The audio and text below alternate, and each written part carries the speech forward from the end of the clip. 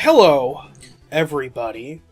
This is List Attack, coming at you with a special for the end of 2014. I am Woody. And I am Kelson. We are doing this remotely. Kelson's feeling a bit under the weather, and I do not want to be infected with the Ebola he is obviously carrying. You know, it's funny because they did ask me about Ebola when I went into the doctor. And it's one of those things where you have to ask yourself, like, oh, have I been in contact with someone? But I just said no, you know, because I hope. Have you been to Liberia recently, Kelson? No, I didn't spend Christmas in Liberia, although. That would not be a fun Christmas album. Oh, man. No, it would not. Anyway, yes. we are talking about the best games of the year in this list. We have several categories. We're going to be doing a different category each day. This is what Indie Attack is this week. Mm-hmm. And games that we've played. Not at all. Games that we have played in the year of our Lord 2014. Not necessarily games that were released in 2014, just games that we have done videos for on this channel. Exactly. And we did try to do our best to stick to the ones that were for this year, just for, the sake of being timely, but those maybe got a little more consideration. Definitely. But there were some games that we just really loved, so this is just our retrospective, and we're going to kind of just have some fun with this week, and do the list attack. And so I think... And our first subject we're going to tackle is the best art category. Yes. We're eventually getting around to everything. We're not going to start off with best game. That has to wait till the end, of course. Absolutely. So, tantalizing. Best art. Okay. Our nominees for this category are... Titan Souls. Virus Master. Rogue Light. Return of the Obra Dinn. And Five Nights at Freddy's. Now, Kelson, if you will pull the envelope out from under your chair. Yes,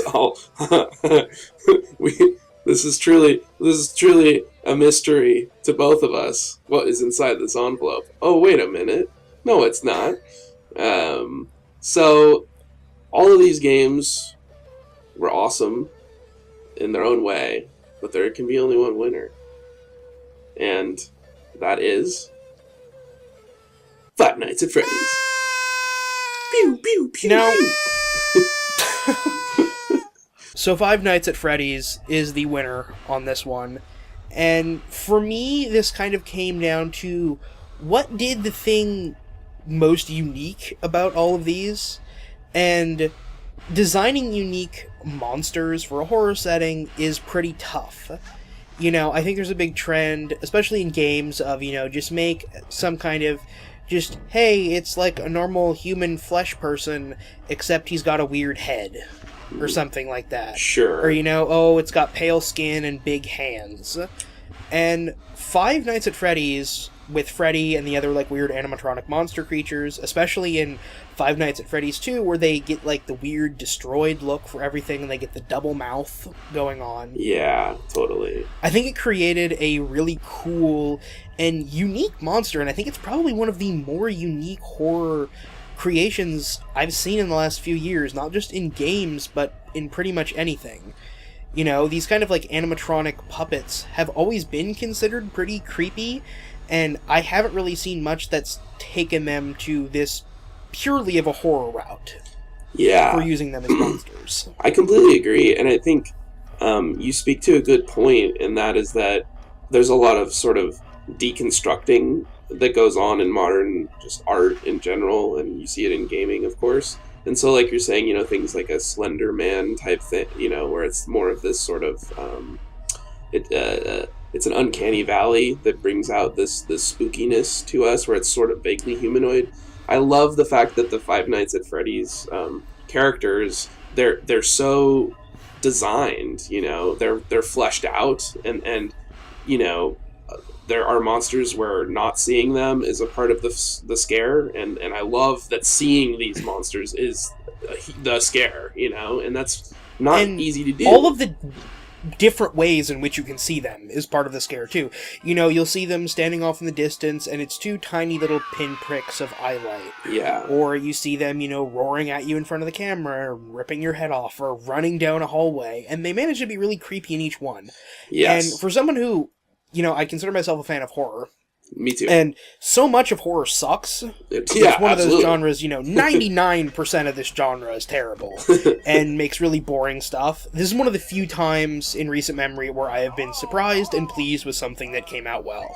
So kudos to Five Nights at Freddy's. You guys win Best Art. Yeah, and just a quick aside, literally I had a dream about Five Nights at Freddy's last night in my sick fever dream state. And, I mean, I literally can't think of something that has been with me to the point of infecting my subconscious since I was a child. So, I mean, it's so prescient, I guess, of us to pick this because it really stuck with me and made me just it stuck with me beyond the game, you know? And for that, I think alone, I am super happy to be giving this game the award this year.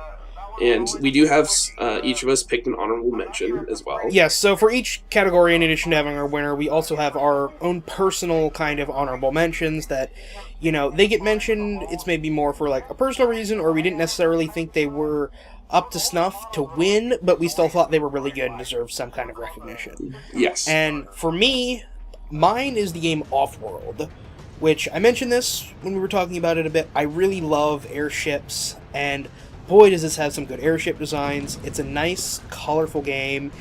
You fly all around in the sky. The aesthetics of this are just great, and I really hope we see some more variety when it finally comes out as a full game. Definitely solid pick. And I went with the odd choice of Dog of Dracula 2, or just the Dog of Dracula Odyssey, let's say.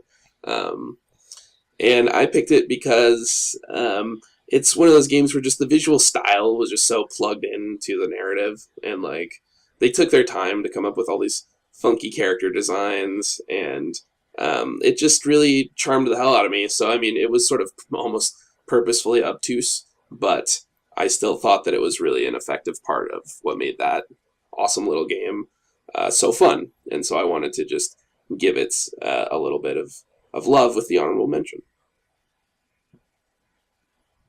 Alright guys, that's going to finish us off for Best Art. Stick around tomorrow for more categories. Huzzah!